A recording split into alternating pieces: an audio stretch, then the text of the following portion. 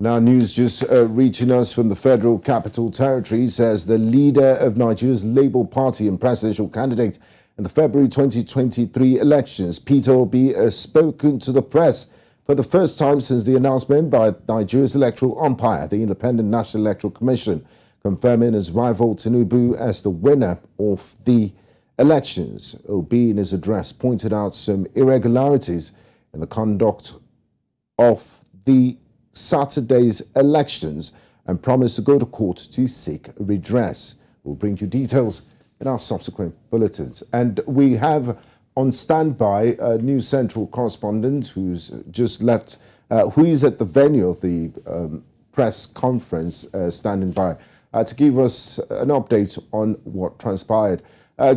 Good evening to you, Ni Omoni.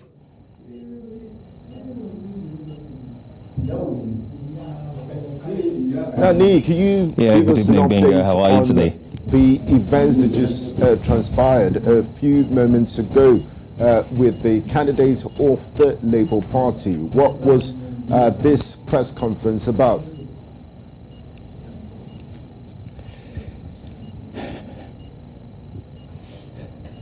Well, Benga, I'll just summarize it for you, because if I start picking out his words on what he has said and what some of the stories and his alignments to what his decisions are, they are quite much. But just to summarize it, one is sure: he is going to court, and not just going to court for going to court's sake. As he said, he is trying to fight and make sure that the process is actually good and better, not just for himself, but for future elections.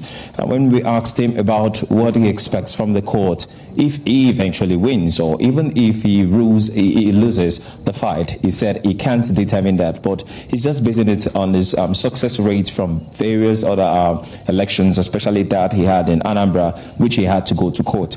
And there were questions asked about what he thinks about international observers and their comments, which I'll state some of those comments by those international observers. The U.S. State Department has actually praised the process, singling out the youth and media. The Chatham Isles have actually attacked INEC, saying they've not done so much. Bloomberg mentioned the fact that the APC, which has gotten the mandate currently, might have to find a way to sort out the debt Nigeria is owing. Financial Times deeply flawed the elections. I can go on and on about how many of these international observers flawed the election, while some have actually said INEC has done so well. But one thing is sure: for the All Progressives Congress, he just won by 35% of the vote cast.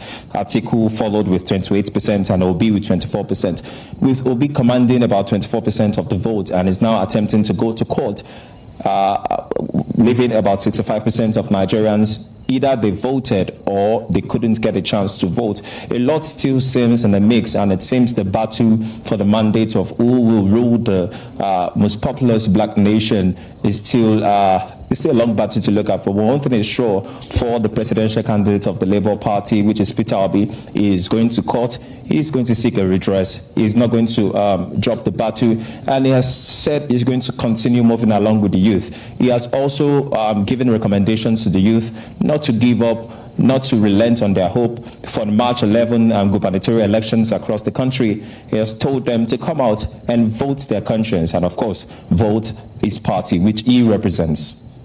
Thank you very much, Ni Omoni. We look forward to talking to you in subsequent bulletins. Thank you. Now, earlier during this